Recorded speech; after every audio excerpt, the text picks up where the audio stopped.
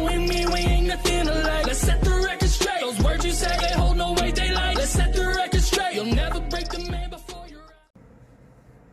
Hello everyone and welcome back to another Diecast Reviews. Today we have a Chase Briscoe 2022 Gen 7 1/64 scale diecast here to review, and this is the Mahindra? I'm not really too sure which one it may or may not be. But nonetheless, this gives me mad Tony Stewart vibes all over the place. The 14, the black, the white, the red, just everything screams Tony Stewart to this, or to me about this. So I am absolutely not going to complain whatsoever. Also, I like how they had the, again, Mahindra, how they had that, like, in its own little square box, kind of separated from the red. I kind of like that. I like how they did that. That looks pretty good.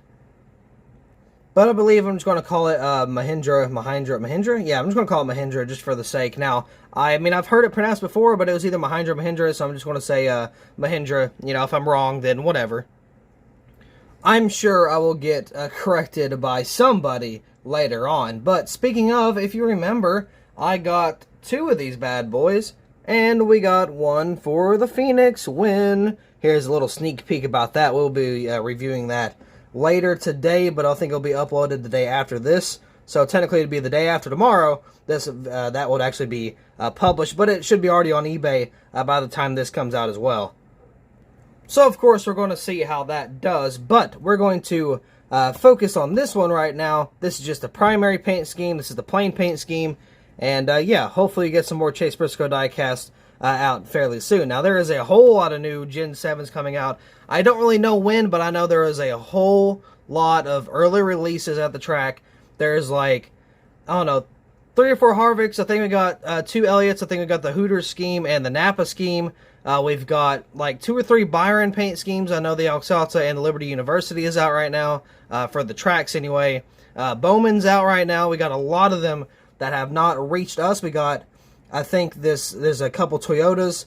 There was Kyle Busch, Truex, Christopher Bell. There's a lot of good ones that, you know, I'm just absolutely waiting to be released to the public. That way, of course, you know, we can kind of get them in here and get them reviewed.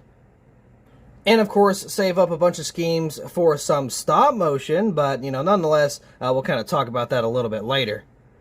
But as of right now, we're going to focus on what we have, which is, of course, the Chase Briscoe paint scheme. So, let's go ahead and crack this bad boy out of the box and take a closer look.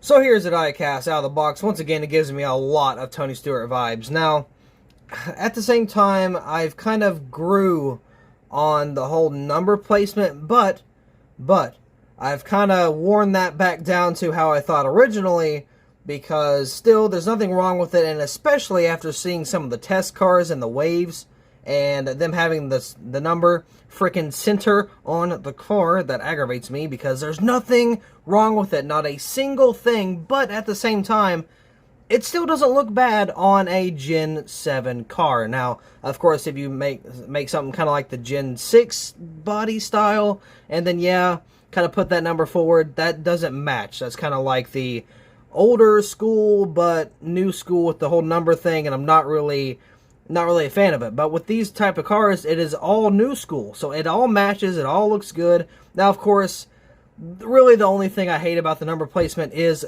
from the throwbacks. There were so many good throwbacks that was ruined, just like the Byron car. Perfect, fantastic throwback to Gordon, but the number placement screwed it up in my opinion. So yeah, that does really suck, but I mean, at the same time, for the most part, it doesn't really look that bad when they do paint schemes just like this. They used a lot of that space, which was apparently the whole reason why they moved the numbers forward, which personally I do not buy myself, but I mean, it's just, I mean, it doesn't look too bad, so, you know, maybe it'll kind of grow on me a little more, and maybe it won't. So let's go ahead and take a look at this hood right here. I believe, how is it going to pronounce this? Mahindra? I don't even remember. I think it's, I was call it Mahindra. No, Mahindra? We're going to say Mahindra, because if I can fix this, there we go. I'm going to say Mahindra just because, you know, I can. So Mahindra tractors right there. Got some of that vents there, of course. You can see, I don't know what that little gray thing is in the middle. I don't know if that's part of the paint scheme. I would assume so, but I'm not really too sure. Of course, you got the hood flaps there. And let's see, you got the Ford and Briscoe right there. Of course, got the number 14 Mahindra tractors right there. Okay, I don't know which one it is, but I feel like every time I say Mahindra, it's wrong. If I feel like I say Mahindra, it's also wrong. So it feels wrong either way. But nonetheless, we got that on the back there. Briscoe right there on the rear deck lid. Of course, Mahindra tractors once again on that very small deck lid. Moving on to the back. Again, this is something we have brand new. If I can focus. There we go. Maybe. Can we do that? Can we focus for me? Please. I would really appreciate it if you would. There we go. Now, we get the pop rivets on the rear spoiler, and I like that. Now, it's weird because they do it on the rear, but they don't do it on the front, and I'm not really too sure why. But we got these exhaust ports back here, which make no sense because they don't work. They're not real.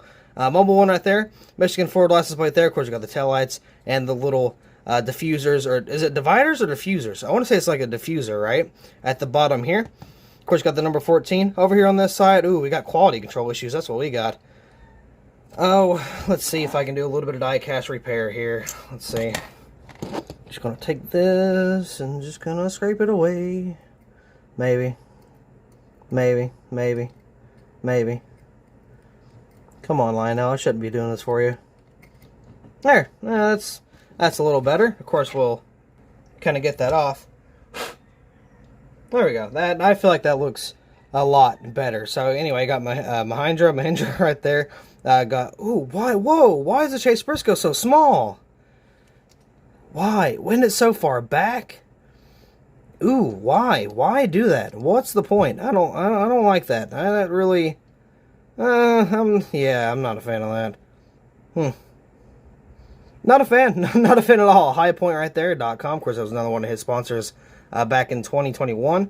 I don't know if they returned for 2022 in terms of primary or just a main sponsor on a car. Ford, Haas, oh, I don't know what that one is, and Rush Truck Centers there, it looks like. A little bit of a paint chip on the B-post. High Point, One Cure, right there, whatever that is, looks like something for animals. Or no. Wait, what? Looks like a human foot and looks like some paws. So I'm not really too sure about what that is. Haas, Mobile One, got a poorly decaled side skirt there. Got the 14. Got NASCAR Cup Series, which is up on the hood for whatever reason. That's always nice. Got Goodyear right there. Of course, you got the brand new tires. Got Sunoco down there at the bottom. The 14, and then we really kind of get into the whole brand new. Oh, there's a paint chip on the front. That's nice. Then, of course, again, we're getting really into the whole brand new look of the Fords. And not to mention, I think I've noticed this on the Charlotte track car. It's like it divots a little bit, which is kind of weird. I don't really know how or why. I guess it's more of like an airflow thing. Oh, I hit my camera. But nonetheless, the front ends on these things, they actually look pretty good. Now, because there's so much front end surface, I kind of feel like the headlights are a little small. I mean, it's a little disproportionate, but I mean, at the same time, it's not terrible. Because you can see that whole big, like, just black front end there. I mean, you got all that space, and then you kind of got these little, like, other side pieces, and you got these little tiny headlights. So I'm not really too sure about how I feel on that proportion part of the car on the front end. But, I mean, nonetheless, this is still a really solid paint scheme. And if I were you and you haven't picked this up yet, I don't know why, because I definitely would. Now, these are the Gen 7 paint schemes, the Gen 7 cars, the brand new molds. People are going absolutely crazy for them. I have seen people pay over hundreds of dollars for a $10 car. All they have to do is wait. Just wait a few months, few weeks, whatever, and you can get, like, I don't know, 300 times the amount of diecast you're paying for one. So I don't know why people are going crazy like that. Now I get, if it's rare and it's been out for a while and not a lot of people are selling it or it's hard to find, okay, whatever, you can bump up the price from, just your original price or your retail price, I guess.